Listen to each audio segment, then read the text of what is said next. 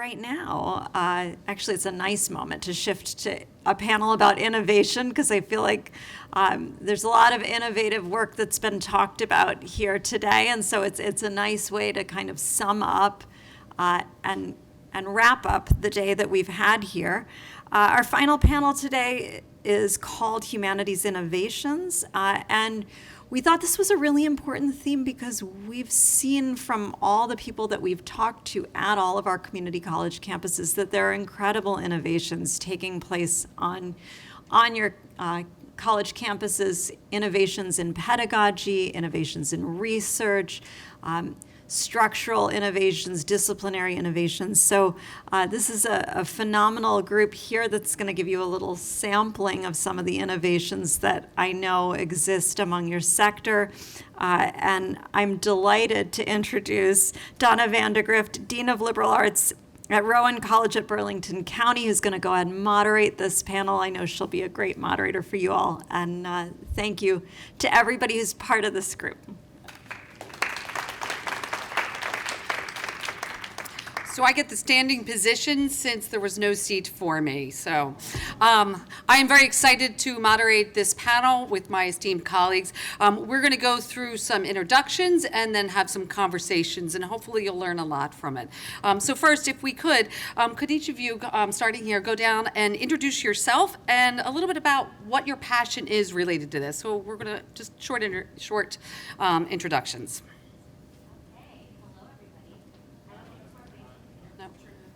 Buttons. Look at everybody. Look at this.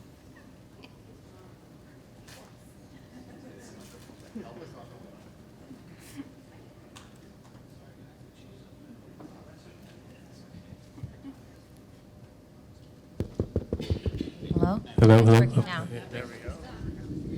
And I work at a performing arts center. Okay, hi, I'm Heidi Sheridan, and it's nice to see all of you. Thank you for not bailing to miss the traffic. I'm the executive and artistic director of the Grunin Center for the Arts at Ocean County College in Toms River, New Jersey. I oversee a performing arts center with a 464-seat theater, a 200-seat studio theater, a 100-seat repertory theater, and a planetarium. My background included being a tenured faculty member in English, I guess I still am, and then becoming the Dean of Arts and Humanities at OCC. Our center has a huge educational and community engagement department, which is headed by my colleague, Jacqueline Wood, so I just want to give a shout out to her in case she's listening virtually. As far as my passion for humanities, it started with my mother. My mother absolutely was the person who introduced me to music, to architecture, and to art. And those three things sort of shaped the way I thought about things. And then when I was in college, I wanted to be totally different from her and do something different, so I did English. Ended up with a MFA in poetry, and now I'm back in the performing arts. So I love all of the humanities and all of the fine arts, and I will continue to fight for them as long as I can. Hi, everybody. My name is Peter DeLugos. I've just started my second term as a department chair for philosophy and religion. I'm also going to be beginning a second stint as chair of general education starting in the fall. And I served this past year, including past summer, I think, as a member of an informal group at the college that was working on revitalizing humanities and social sciences. So many of the ideas I want to share with you today came up during those conversations, which were quite rich. And maybe that's all I'll say at the moment. Hi, I'm Christine Eubank. I'm Associate Professor of History, and I am the coordinator for the Women and Gender Studies program here at Bergen Community College. I also was a member of the Humanities and Social Sciences Revitalization Committee that did some really important work and got these conversations going on our campus. And in, my little bit of this presentation, I'll be talking about something that had sort of grew out of that, so. Hi, everyone. Corey Homer, Sussex County Community College. I'm the Vice President of Student Success and Institutional Effectiveness there. I'll be speaking about our development of the Skylands Research Institute in the Sussex County region and other neighboring counties. The Skylands Research Institute that I'll talk about in a minute was really grown out of a necessity of finding a disconnect between high school graduates and employers when it came to humanities-based skills. And so working with, such companies as Thor Labs, we found that they didn't care so much about their knowledge of CNC. They cared about the students' soft skills, being able to write, being able to talk, the social dimension. And so that was where this grew out of, and I'll touch on that a little bit soon. Thank you. So what we're going to do now is ask each one of our panel members here to discuss what is your initiative that you've been working on, and how is it related to both your community college and possibly the community at large? And I'm going to ask Peter to start this conversation. Great, thank you. So the work that we were doing on this informal group on revitalizing humanities and social sciences led me to ask a couple of important questions. The first is how can we approach the challenges that were described so nicely today, during the earlier part of this conference, with a spirit of possibility? And secondly, how does a comprehensive community college that's part of a statewide system of general education begin to sharpen its own identity and take ownership of the programs? We really feel like this is a time when it would really behoove colleges to really explain what makes them unique. And we think we have a richness here that doesn't often get expressed in the way we present ourselves to the public. So how do we begin to take that ownership and sharpen our identity? And finally, can we innovate as a whole institution in ways that will help highlight the value of the humanities, or at least put them on par with the STEM disciplines, right, which seem to get a lot of the press. And so one of the revelations that I had during those conversations is that language really matters, and that a key part of culture, a key part of thinking is, of course, language, and that the term general education really doesn't mean anything to the, current students, or it means checklist, or it means waste of money, right? And you talk to students, parents, they talk about knocking out general education courses, right? As if they're bowling pins, knocking them over, knocking them out. Everybody seems to have this attitude, even counselors and some faculty members, right? So how do we begin to change our language in a way that will really honor the value of what we're doing? And so I thought, rather than general, how about essential, right? And rather than education, how about learning, right? So my thought was, could we internally, right, rebrand, rename our general education program an essential learning program? And this fits very nicely with the idea of essential skills, which is an AAC&U initiative. So I think that would really help capture the value and meaning of it. And I think that it's essential learning in two different ways, at least two different ways, and at least with respect to three different domains. So it's essential learning in the sense that it cuts across all of our degree programs, which have a component of general education, and it involves essential skills. And those skills are with respect to, as many people have been saying, professional development, right? But also personal development. And even, I would argue, community development. I don't know if you're familiar with the work of the positive humanities, people at UPenn now. You've probably heard of positive psychology, and you've probably heard of public humanities. But positive humanities is a kind of analog to positive psychology.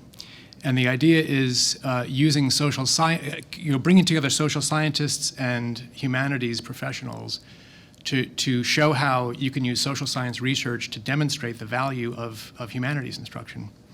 And just to give you a quick example of what we're talking about, I teach religious studies courses, And it seems obvious to me and everyone else who does this that religious literacy is so critical to the health of a community, right? So what people in the positive humanities are doing is doing social science research to really extract and convey the outcome there, the relevant outcome. So, and in order to sort of rebut the charge of aren't you just putting old wine in new bottles, right, if you simply rename the program as essential learning, our thought was to take time to do a comprehensive review of our program, which hopefully we'll be doing next year. And it'll involve, not just a review of what we're doing, but also hopefully what will come out of that will be a course renewal process. We know that many of our courses have really been the same for 40 years or more. And this is a time, it seems like, that we need to begin to take a serious look at them and begin to bring them into the present day. Thank you. So next I'm going to pass the baton to Corey to talk about your innovations. Sure. So as I mentioned earlier, through the development of the Skylands Research Institute at Sussex County Community College, the goal has been to create a sense of a research ecosystem, that involves students, faculty, and community members. Early on, we started in the social sciences, very psychology, sociology heavy. And then slowly but surely, it's moved in more humanities-based. More historians are coming, asking more research questions. Students in history are coming, asking questions, anthropology, et cetera. We have 6 research projects through the Institute that are happening right now. 3 are humanities-based. I just touched on a few of them. One is a historian conducting research on an ancient civilization and how that connects to the modern day society in Sussex County and what that might have looked like. The second is how an artistic movement out of New York City, moved out into the suburbs and how that affects art today. And then the third is on anthropology, which is driven by a student, actually, who is surveying and doing research across the 20 historical societies we have in Sussex County, New Jersey, to survey the articles and research, or the articles and artifacts that each historical society has at their disposal. So there's more cross-collaboration between the historical societies, which are fairly frequent in Sussex County. So what we found was that pathways are great. High school pathways are fantastic. However, what we did find is that students that came out of certain pathways out of high school weren't set up with these research skills, the analysis skills, some of the critical thinking skills that the job market really is looking for. And so we've been able to work with community members, work with faculty, work with students to create, as I said earlier, this ecosystem of, humanities-based and STEM-based and social science-based, skills that are required by the job market that feed back in, and it allows the students to find relevance in what they're learning in the classroom outside of the classroom. So this is the second year we've been doing this. We're going to be ending with a spring symposium that brings together the AP research classes of the high schools. AP research has been growing into the high school curriculum. And so we're bringing together 3 high schools with that AP research where the students can present their research projects to the larger community college campus, and we'll cap it with a project conducted by one of our students. And again, this creates more of that ecosystem in Sussex County we've been looking for because there's not a ton up there. And so hopefully that we're able to see the benefit of this for future years from now of our graduates as they're entering the job market. Thank you, Corey. Heidi, could you provide us with some information on the innovations that you've been doing? Hi again. Okay, so I wanted to talk a little bit about how OCC brings humanities to life outside of the classroom through the Performing Arts Center. So it's humanities in action, or some people would say fine arts in action, or some people would say performing arts in action. So there's lots of terms. But one of the things that we do is, because so many of the K through 12 schools, when they have budget issues, the first thing they do is cut arts and humanities programs. What we do is try to fill the gap.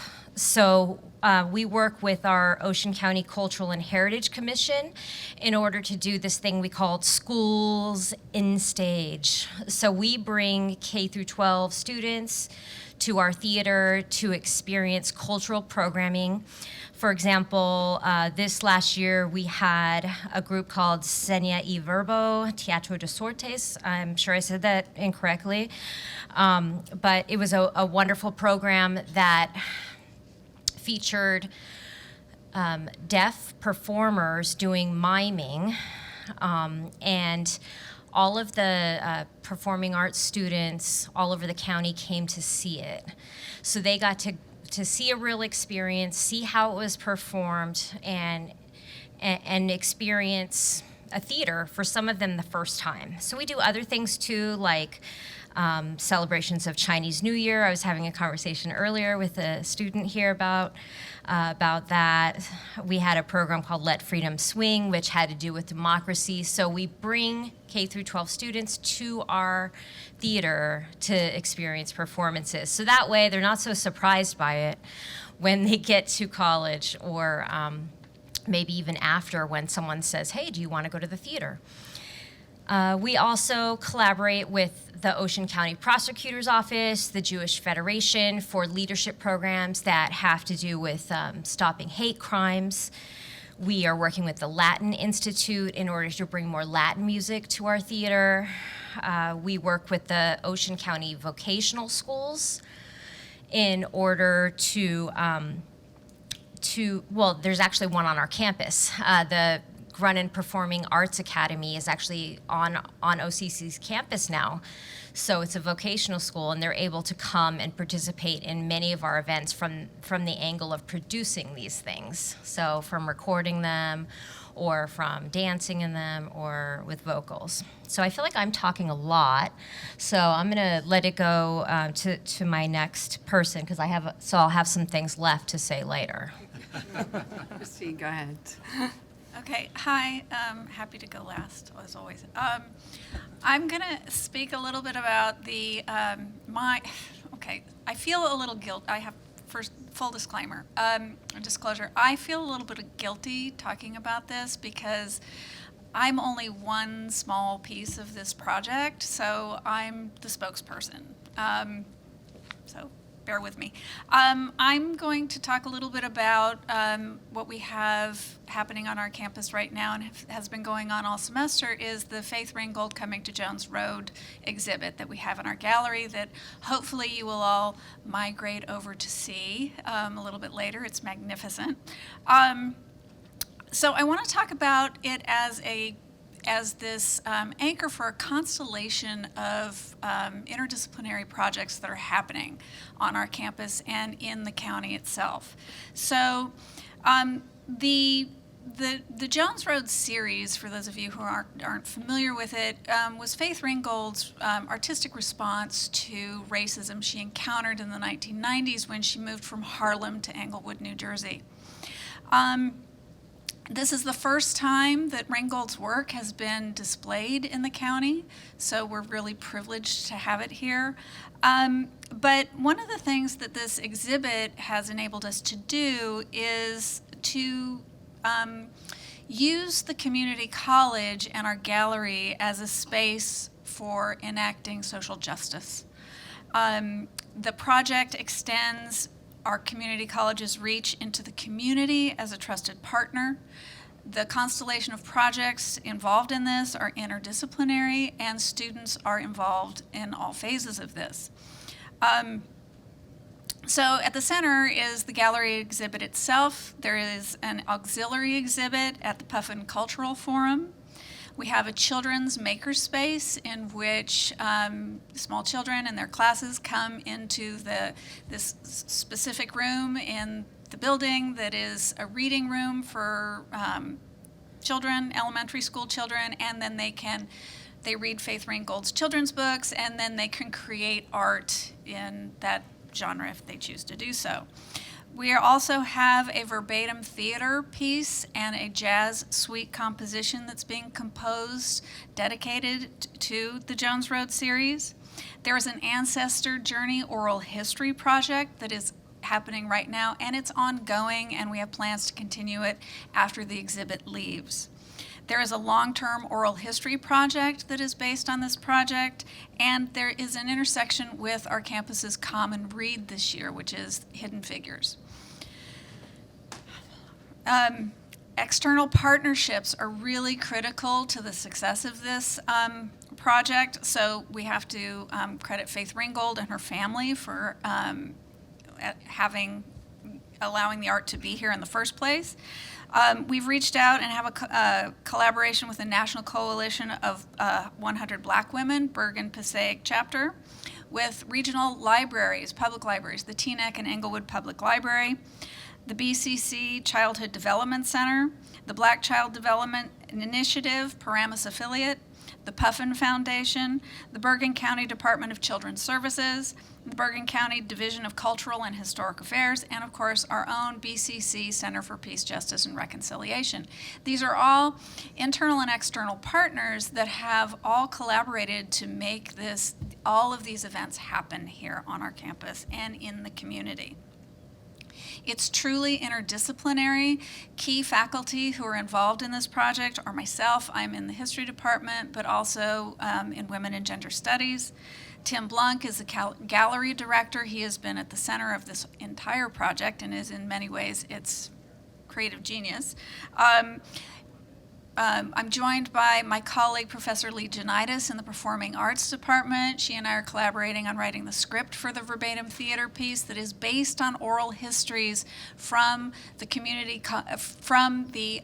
archives of both Bergen Community College oral history projects, but also the public library oral history archives. So we're putting that together as a verbatim theater piece, April 27th.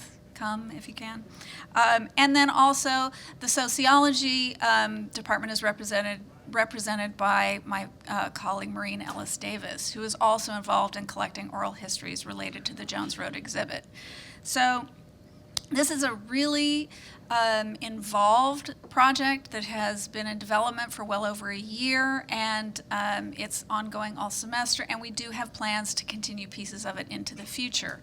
Students are involved at all phases. We have students involved in our classes in terms of working on phases of oral history projects, oral history archives, working with primary sources. We also have student performers in the verbatim theater piece. So performers have been identified and will be doing that. So it's just a whole lot of projects, and I went through it very quickly, and there are just so many people involved. It is grant funded, but it's a lot of, what's interesting about this is that it's a lot of small grants.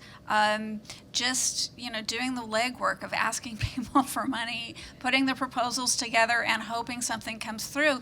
And we've been able, and in many ways, and I'm just thinking of this just now, but Faith Ringgold's work, a lot of her work is fabric, textile work in quilts, which you'll see over in the gallery. And that's what has enabled this project to happen. We've patched it together through resources from here and a little bit there and a little bit there, and it's all come together. And again, Tim Blunk is, I wish he was here, and if you go over, you'll meet him later, but he's really an much more eloquent spokesperson for this project than I am. But that's a little bit about what I've been doing and we've all been doing on this campus. So I think an important part of this is that collaborations and partnerships are essential to these collaborations, or to these projects rather. And I'm hoping that maybe some of the panel members will help describe what those collaborations and connections have been like, and maybe where the struggles are, or where you can provide advice to others on how to get these through, because sometimes that's one of the hardest part, is to move forward with them. I'll let any of you speak. I can say a little bit about that. I began to shop the idea of essential learning around. I spoke to the Faculty Senate and other groups, and the idea was very positively received. A couple of people objected that it would be confusing to students and parents, and try to emphasize, well, we'll talk about this. Essential learning is Bergen's version of general education. We'll make that clear in all of our publications, and we could even use as a slogan, general education is essential learning, for a couple of years to get that equivalency going. But one of the things I said early on was that in order for this to really be effective and not just be a change in language, is for everybody across the campus to get behind this, right? So to have people working in the advising center and counselors and library and deans, everybody to really fully acknowledge the value of what we're doing. And as people talked about earlier today, you know, this does involve kind of teaching the value of humanities to the campus and the community. But you can't force people to learn, right? So as we know, so having that collaboration, I think, across the campus is going to be really critical. And you know, we'll do what we need to do to try to make that real. But it's Continued reaching out and continued work and continued effort. Yeah. So Corey, or Yeah, sure. In terms of the Research Institute and what we've developed is, you know, that Historical Society project I mentioned earlier was actually driven from a community member, part of a historical society. And because we're in rural Sussex County, there's not a lot of places to turn for resources or, you know, a collection of minds in the county. And so when they had turned to the college, the student took the opportunity and ran with it. And so we're getting a lot more community partnerships in terms of business, with questions and students being able to address those questions through faculty members to kind of create that ecosystem I was discussing earlier. Another thing that's been great are the partnerships from the high schools, and what we're trying to do and to have research skills, analysis, critical thinking, et cetera, embed within the high school curriculum and making sure that there's pathways that run through the Research Institute. They've been fantastic. 2 high schools within the county have set up their own IRB, institutional research boards, at their high schools. And they've done that in collaboration with the college. So the research projects, the students that are participating in high school, they're continuing at the college level. And they're able to get that pathway. And we all know that when you do a research project, it's a speck of sand on a beach, right? So some of these students are coming trying to save the world like we all did when we were starting out. And, you know, they're learning slowly but surely that they can build on the research that they did in high school and these AP research through us at the Research Institute. And that could actually continue into the market, into the private sector, public sector after college, or even into a 4-year college to finish off a master's degree or their bachelor's presentation as well too. So it's been a great experience so far in partnerships, and everybody's very open because of the needs that are into the market now. And I say market in terms of environment in general, is that, you know, there's not a lot of critical thinking happening in some places, in some pockets, and the analysis piece has been lacking in some areas. And so this has kind of added more structure and foundation to that. thank you. Heidi? We are very fortunate at OCC to have created a partnership with the Grunin Foundation. So they, several years ago, you know, gave us sort of an endowment to make our Performing Arts Center what it is in Ocean County. It was sort of a cultural desert there before this center. And so that's one of our biggest partners. And, you know, the challenges there are simply making sure that they're informed about what's going on. Somebody, actually Jeremy Grunin, told me that he hadn't heard, you know, from us since like, you know, way before the pandemic. So, you know, simply the act of having a meeting and reaching out to different people sometimes seems to help quite a bit. We're also lucky to have the Gia Mion Prima Foundation supports, they came in for a naming opportunity, and they support some of our jazz programming on the campus. And then we have the Wintrode Family Foundation, and they are very happy to support our camp programs. And by camp, I mean community and musical programming. Community arts and music programming. So not just the same kind of camp that you're normally thinking of. And that brings performances to students in the summer when they're at camps. So that's really fun too. And then, you know, we have our, you know, he also supports our Jazz on a Sunday Afternoon and our Blauvelt speakers. We recently had Jamaica Kincaid, for all of you English folks out there. So yeah, but we also had Michael Beschloss for the history contingent, and Mia Hamm and Ice-T for, you know, theatrics, and sports. So, we're able to do a lot for the community and for our students through these partnerships, and we really do get our students involved. And maybe we'll talk about that in a bit.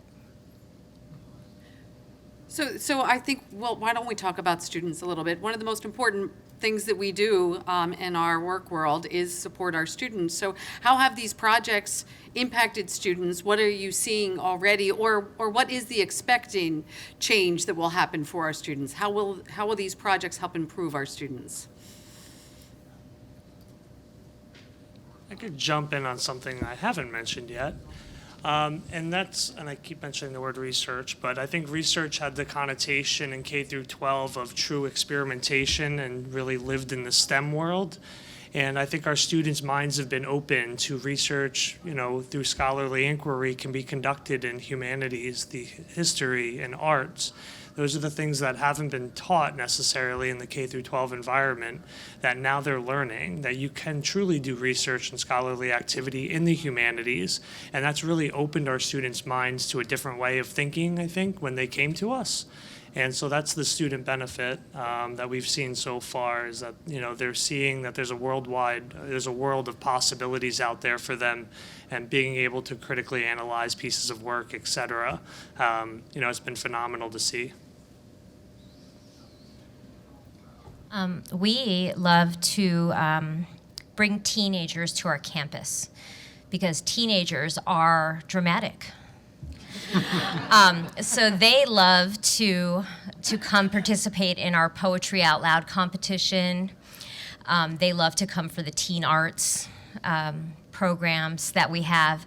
And then they find that when they come to the campus for, become an OCC student, it's familiar. They know they can continue being dramatic if they want to. They can continue being involved in the humanities in some way or another. We have lots of technique classes that we offer with the artists for our OCC students. We, of course, have the rep theater, and we have pop-up concerts for them. And, all of the clubs use our theater, or one of the 3 theaters, for their events. Some of the interesting ones that they had lately were a concert. They put together a Battle of the Bands concert. The radio club did, and they had to learn how to put on a production, really. And so it was a really good learning experience for that club. And then the history club actually put on a play about Thomas Paine as well. So they also had to learn, how to deal with the actors, how to, set up the microphones and all of that stuff. So we do a lot with our students to make sure they continue to be involved, both when they're teenagers and then when they get there. You want to go? I feel like I should earn my keep. There are a couple ways that, there are many ways that this project, the Ringgold Project, is involving and impacting students. First of all, tours of the gallery, tours of the exhibit. Schools from all over the county are bringing their classes to tour. So it's the first time that this art has been, as I said, seen in Bergen County. It's been in New York, it's been all over the world, but it hasn't been displayed in Bergen County. So it's a really big get, and it makes this art produced in response to local conditions, local history. It makes it accessible to far more people than it would be accessible to before. So, classes from the high schools and K-12 or through K-12 are coming to the gallery. Maybe it's their first time being at an art exhibit, and they're on a college campus, and they see what a college campus, a community college campus, can provide. We also, for the existing students at Bergen, they are involved through the performing arts, through the verbatim theater piece, and also through the oral history projects. So oral history, public history, these are very, very powerful educational tools in which students can find themselves reflected in history, place their families in history, especially through the Ancestor Journey Project. So it's bringing the humanities into the community, but also, bringing community into the college with these, students are working on these projects. They're seeing the importance of the humanities in understanding sort of how they're located in society, their own families' histories. They're discovering a lot more about their own pasts. Professor Davis and I, both in the oral history projects that we conduct with our students that are centered on this project, they're doing original research. They're they're sort of applying history methodologies and oral history methodologies through this project in ways that, a lot of students, history students in particular, and humanities students don't do until they're in graduate school or in upper division coursework. So, it's giving them a taste of what the possibilities are, and then the skills that they learn and the insights that they gain from these projects are, as we say in the humanities, they're applicable in many, many different areas when they move beyond Bergen Community College. One of the struggles I think that we've had is, funding, of course, finding partners, and also, now that we've got this here, it's where do we go next? And right now we're having conversations about how to build on this, how to make some pieces of this more permanent, and to continue to, invite similar types of programming to the campus. I think once you get something like this, I think it can lead to other things. And so we're really hopeful that it becomes a springboard to other similar types of programming. So. Yeah, just let me quickly add, for me, a really important, dare I say, essential part of the program review that we'll do next year would be doing some student listening sessions, both on the humanities, general education courses, and otherwise. So we're looking forward to that, getting the student perspective. Yeah. So I'd like to ask the panel if they have any advice that you would give to other humanities faculty or deans or other professionals on how to either access or create some of these innovations. Like, are there steps that we should be taking? Is there a pathway that you wouldn't take? Do you have any advice for somebody that's attempting this? I know this sounds ridiculous, but bring your classes to events that are on campus. It's okay if you miss like 2 or 3 days of class throughout the semester because you saw 2 or 3 different humanities events. The humanities faculty are the ones who put on all of the events all over campus typically. Am I right? Yeah. But if no one brings their classes to see them, then what's the point? That's just an internal suggestion. I know from our perspective in Sussex, we're wide open for partnerships with, especially in terms of the Research Institute. That's something that I think is a next step for us as a college and moving forward in terms of the Research Institute. Peter's work in learning versus education lends itself to such great research, right? And there's just so many opportunities, and funding is our number one problem. So I'd challenge all of us to do more cross collaboration. It doesn't make sense for everybody to 18 different research institutes all over the state, right? But we could also work together collaboratively on a lot of these great things that there's so much overlap in a lot of what we do. And we seem and I know we're in the northern tier, so we are siloed a little bit.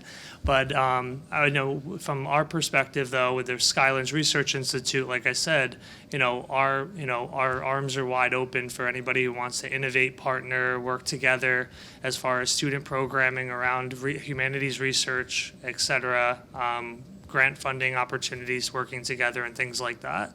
And so I'd say that'd be a great next step for anybody. I would just encourage faculty who are teaching humanities courses, especially general education humanities courses, to think about the extent to which they are general education courses. And to illustrate my point, I just want to share a quick story, which I heard many years ago from a college president who was talking about speaking to a student who had just finished the fall semester, and he asked her what she had taken in the fall, and what she said, well, I took an existentialism class. Oh, okay. And I took a psychology class that did a lot with the history of behaviorism, right? And so the president said to her, well, who's right? And she said, well, I liked both classes. And he said, no. Like, who's got the correct view, the behaviorist or the existentialist? And she said, like both professors, they were really nice. Like she couldn't answer the question. And so, when you're teaching your subject, are you thinking about not only what it is, but what it is not? And are you broadening perhaps the landscape to really help students see the bigger picture? Right. When we talk about timeless questions, are we not just considering those as answered within our discipline, but across disciplines? Can I just very quickly? I think for us here, it was important to have the administrative backing to create interdisciplinary projects through our little committee. It got that conversation going, and it fostered a spirit of collaboration and possibility. And to have that sort of support and momentum behind us really freed us up, I think, in some ways, and gave us a little bit more courage than we'd had previously. So for me personally, that was very important. And so I think having that kind of support is essential. But also this interdisciplinarity itself, I think, is really important. And our campus is gesturing in that direction with things like, demonstrating their support for something that I do that I didn't talk about, which is women and gender studies. It's totally interdisciplinary, and it needs the institutional support.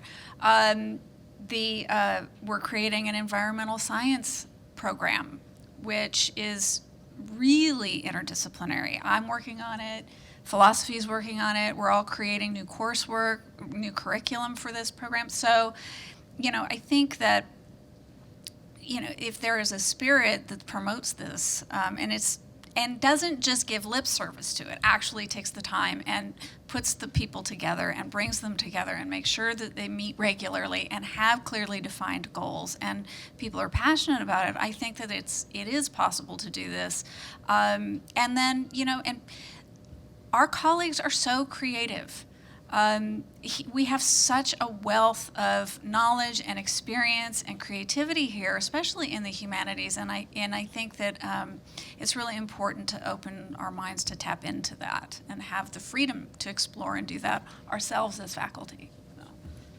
So that leads me into my final question, which is going to be, what are your goals for the future? But before you answer that, I want to make sure that everybody's had the opportunity to say everything that they wanted to say. So is there anything that anybody wants to have presented that I haven't given you the opportunity to yet? Or everybody's good. So the question is, we've got a bunch of creative people up here, just like we have out in the audience. So I know all of you are thinking of your what next. Like, I know you all have some interesting things going on in your head. So could you describe to us some of those interesting things that you have, that you would love to do but don't know how you're actually going to get to it, or that it's on your to-do list at some point?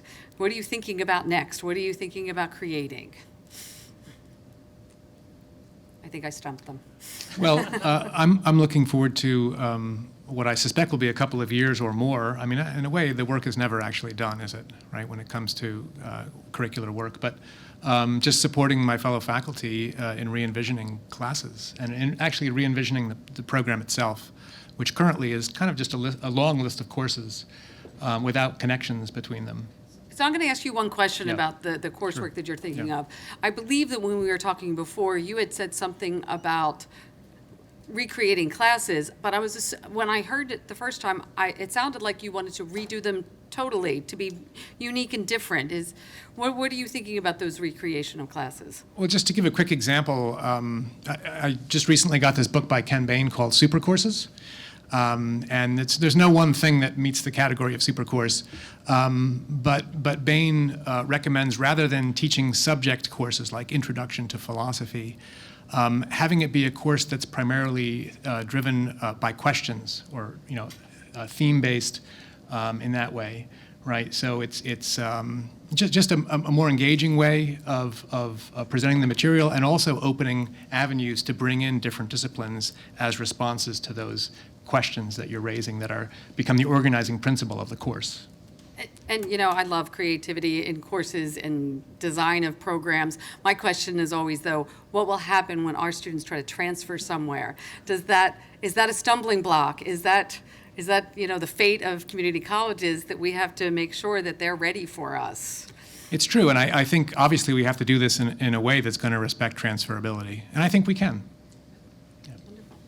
One of the things that I would like to do in my role is connect our two biggest groups that come to the Performing Arts Center, which are K through 12 and seniors, to the college students somehow.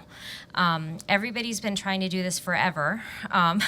So, I want to find out what people have tried and failed doing first before I try to do all those things. But we had one item happen where it was a dance troupe, and they had an intergenerational dance workshop. So there were seniors, there were the parents of the students, there were the high school students and a college student, college students all at this one event. And so it was interesting to see, how the different generations perceived the event and supported it. So I'd like to do more of those sorts of things where, we can get the college students to see things at the Performing Arts Center just as much as we get the kids and the seniors. It's not just fun, it's also educational. I'd say in the next 2 years, we have three main goals at Sussex in regards to the Research Institute. The one is to continue to develop more faculty mentorships of high school students who are conducting research. Because of the experts in the field at the college level, they necessarily don't have that at the high school level. Due to declining faculty in the humanities at the high school level, we would love to help fill in the gaps, similar to what Heidi said.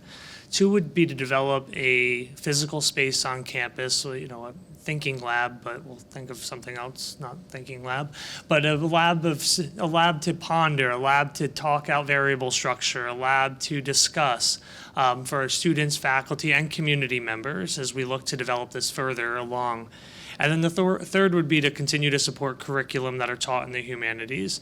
There's a lot of theory in some classes, and we would love to have some applicability of that theory, so students are bought into the idea further.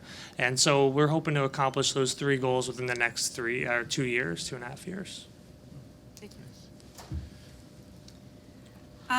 For me personally, I can't speak to the future goals of my partners in the Faith Ringgold Project, but for me personally, as an historian and particularly a historian of women and gender, I would like to see our oral history and public history veins of this project expanded and made more permanent. I would like to see more collaboration with the public libraries and the archives that they have in the county, but also create here at Bergen a permanent oral history archive and sort of clearinghouse for local public history, but also oral history, and have students involved in as many phases of that as possible. That is, for my part, that's what I would like to see. We do have the seed of that beginning here, and so that's kind of over the next 2 to 5 years. That would be my goal. Yeah. Such exciting opportunities and projects going on.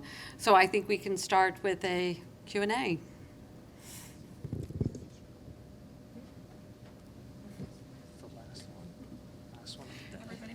Everybody's tired. That's the last one.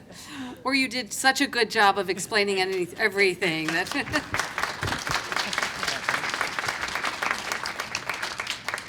Hold on one more second. Any questions? Okay, thank you all.